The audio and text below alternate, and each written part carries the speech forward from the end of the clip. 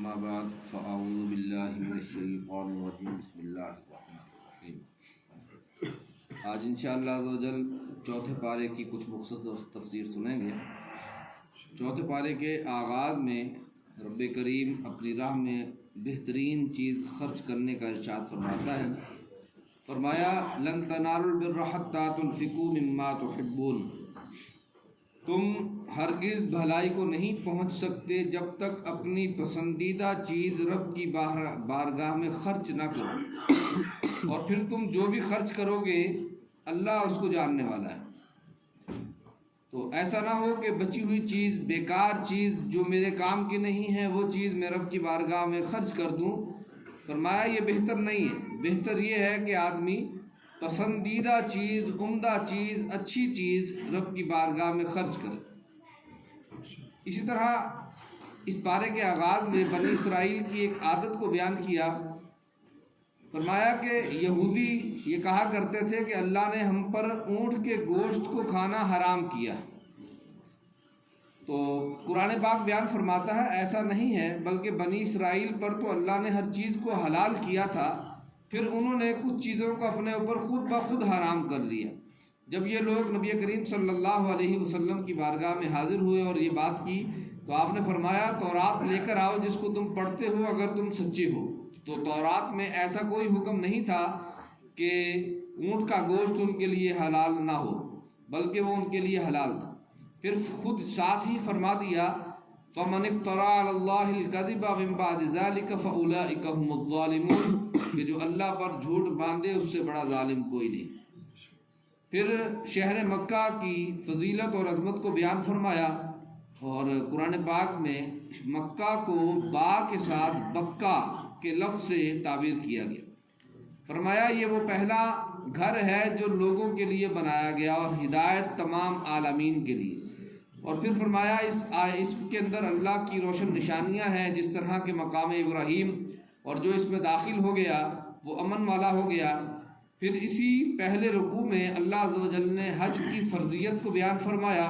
فرمایا وَلِلَّهِ عَلَى النَّاسِ حِجُّ الْبَيْتِ مَنِ اسْتَطَاعَ إِلَيْهِ سَبِيلًا، اور لوگوں پر اللہ کے لیے حج کو فرض کر دیا گیا جو اس کی استطاعت رکھتا ہو۔ پھر اللہ عز و جل نے فرمایا تم اہل ایمان، اے ایمان والو اللہ کی اطاعت کرو اور ایسے گروہوں کے ساتھ نہ ہو جانا جو تمہیں ایمان کے بعد پھر کفر کی طرف مبتلا کر دے۔ پھر اس پارے کے دوسرے رکوع میں اللہ تبارک و تعالیٰ نے فرقوں میں بٹ جانے سے منع فرمایا اور فرمایا وَاعْتَصِمُوا بِحَبْلِ اللَّهِ جَمِيعًا وَلَا تَفَرَّقُوا، اللہ کی رسی کو مضبوطی سے تھامے رکھو اور فرقوں میں نہ بٹو، اور اللہ عز و جل کی ان نعمتوں کا کثرت کے ساتھ ذکر کرو جو اس نے تم پر فرمائی ہیں۔ پھر قیامت کے احوال کا کچھ ذکر فرمایا۔ فرمایا قیامت کے دن کچھ چہرے روشن ہوں گے اور کچھ چہرے سیاہ ہوں گے۔ جو چہرے روشن سفید ہوں گے وہ اللہ کے فضل میں ہوں گے، اور جو سیاہ ہوں گے وہ عذاب کی دردناکیوں میں ہوں گے۔ اس کے بعد اللہ عز و جل نے اس پارے کے تیسرے رکوع میں اس امت کی بہترین امت ہونے کی وجہ کو بیان فرمایا۔ فرمایا کنتم خیر امت اخرجت للناس، تم بہترین امت ہو، لوگ ہو جو لوگوں میں ظاہر کیے گئے۔ وجہ بیان فرمائی۔ فرمایا تأمرون بالمعروف، تم نیکی کا حکم دیتے ہو اور برائی سے منع کرتے ہو، اور وتؤمنون باللہ، اور اللہ پر ایمان لاتے ہو۔ یہ اس کی فضیلت کو بیان فرمایا۔ پھر یہودیوں کے لیے ذلت کو اللہ عز و جل نے بیان فرمایا اس پارے کے تیسرے رکوع میں۔ فرمایا ضربت علیہم الذلۃ اینما ثقفوا، یہ لوگ جہاں بھی ہوں گے ان پر ذلت اور رسوائی ہی مبتلا ہوگی، الا بحبل من اللہ، یا تو یہ اللہ کی طرف آ جائیں، یعنی اللہ کی رسی کو مضبوطی سے تھام لیں تو پھر ان کے لیے ذلت و رسوائی نہیں ہوگی، یا پھر لوگوں کے تعاون سے، کسی نہ کسی کے تعاون سے یہ دنیا کے اندر عزت پائیں گے، ورنہ ان کے لیے ذلت و رسوائی کو ہی مقرر کر دیا گیا ہے۔ اس کے بعد اللہ عز و جل نے اس پارے کے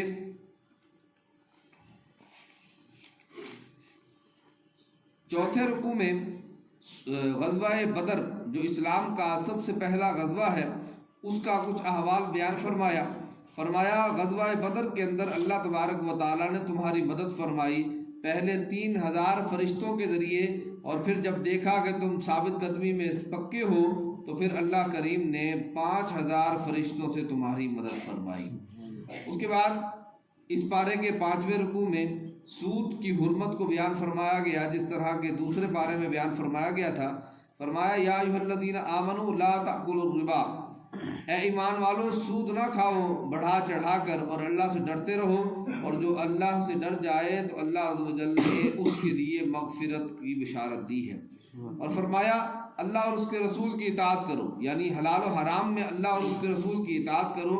جب جس چیز کو اللہ نے حرام قرار دے دیا ہے تو اب اس کے اندر اپنے دنیاوی مفاد کے لیے کوئی ہیلا نہ نکالو، بلکہ جو کہہ دیا گیا ہے اس پر ہی اطاعت کی نیت کرو۔ وسارعوا الی مغفرۃ من ربکم، اور رب کی طرف اپنی مغفرت کی طرف جلدی کرو، اور جنت کی طرف جلدی کرو، اور جنت زمین و آسمان سے بھی چوڑی ہے اور جو متقین کے لیے بنائی گئی ہے۔ اس کے بعد اس پارے کے 6 رکوع کے اندر رب کریم نے نبی کریم صلی اللہ علیہ وسلم کا جو ذاتی نام ہے محمد، اس کا واضح طور پر ذکر فرمایا وما محمد الا رسول، اور محمد رسول ہیں اللہ کے۔ اور یہودی یہ کہا کرتے تھے کہ آپ کیسے رسول بن گئے؟ تو فرمایا قد خلت من قبلہ الرسل، یہ کوئی نئی بات نہیں، یا یہ ایسا نہیں کہ محمد صلی اللہ علیہ وسلم نے نبوت کا دعویٰ کر کے کوئی نئی چیز کا آغاز کیا ہے، بلکہ اللہ کریم نے اس سے پہلے بھی بہت سارے رسولوں کو بھیجا ہے۔ کم و بیش 1,24,000 انبیاء کرام تشریف لائے، ان میں 313 رسول ہیں۔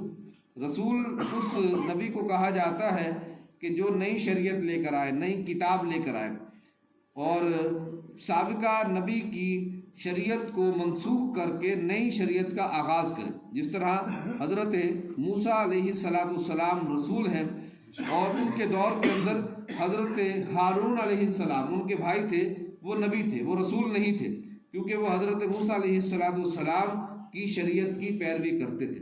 تو نبی عام ہے اور رسول اس سے خاص ہوتا ہے۔ پھر رسولوں میں 5 رسول سب سے افضل ہیں، جن کو اولو العزم رسول کہا جاتا ہے، اور ان میں بھی سب سے افضل ہمارے پیارے نبی خاتم النبیین صلی اللہ علیہ وسلم۔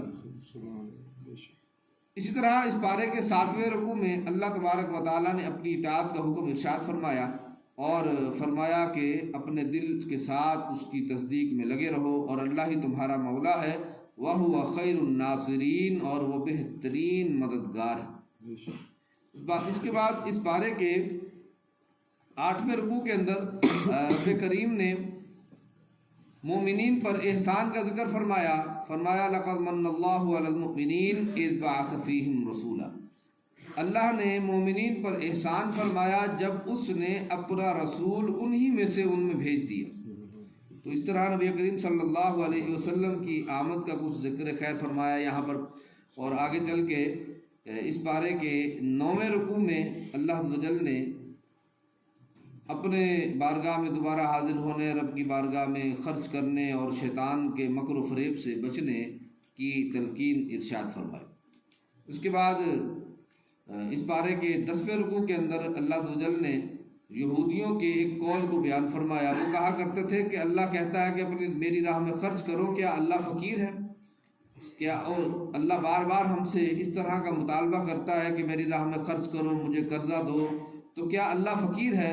تو اللہ فرماتا ہے لقد سمع اللہ قول الذین، اللہ نے ان کی بات کو سن لیا جنہوں نے یہ کہا کہ اللہ فقیر ہے اور ہم غنی ہیں، اور ان قریب اللہ عز و جل ان کے لکھے ہوں کو ان پر ثابت کر دے گا اور عذاب نار کا مزہ ان کو چکھائے گا۔ پھر اس پارے کے اندر سورۃ آل عمران کا آخری رکوع، اس کا اختتام ہو رہا ہے 11ویں رکوع کے اندر۔ اس کے اندر اللہ عز و جل نے بندوں کو مختلف دعاؤں کا ذکر فرمایا۔ ربنا انک من تدخل النار، کہ اللہ تو جس کو تو آگ میں داخل کر دیتا ہے وہ خسارے والا ہوتا ہے، اور ہمیں آگ کے عذاب سے محفوظ فرما، اور اس طرح دیگر دعاؤں کا ذکر فرما۔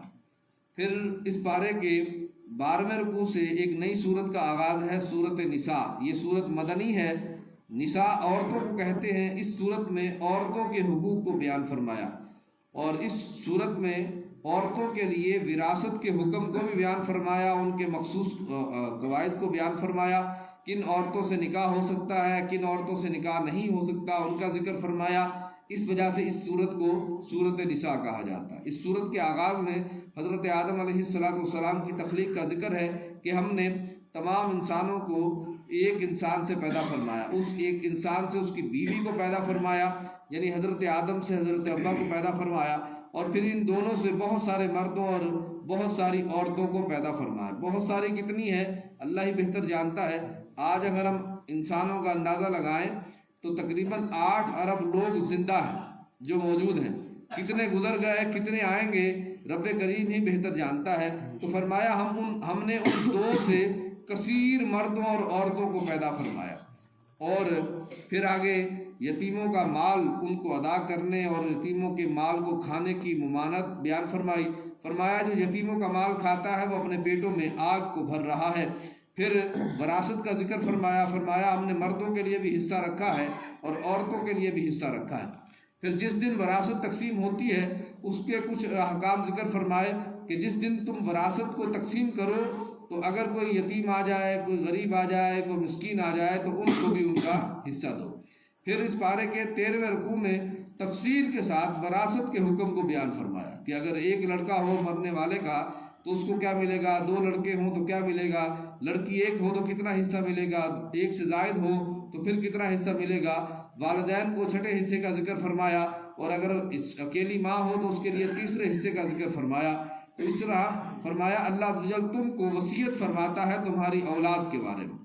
پھر اس کے 13ویں رکوع کے اندر ہی اس مرد و عورت کا ذکر فرمایا، شوہر اور بیوی کا، کہ اگر شوہر مر جائے اور اس کی اولاد ہو تو اس کو کیا، بیوی کو کیا حصہ ملے گا، اور اگر بیوی مر جائے اور اس کی اولاد ہو تو شوہر کو کون سا حصہ ملے گا، اس کا ذکر فرمایا۔ پھر ایک وہ شخص ہوتا ہے جس کی کوئی اولاد نہیں ہوتی، جس کو کلالہ کہا جاتا ہے، یعنی جس کی کوئی اولاد نہ ہو، تو اگر وہ مر جائے تو اس کا مال کہاں جائے گا، تو اس کا تفصیلی ذکر فرمایا۔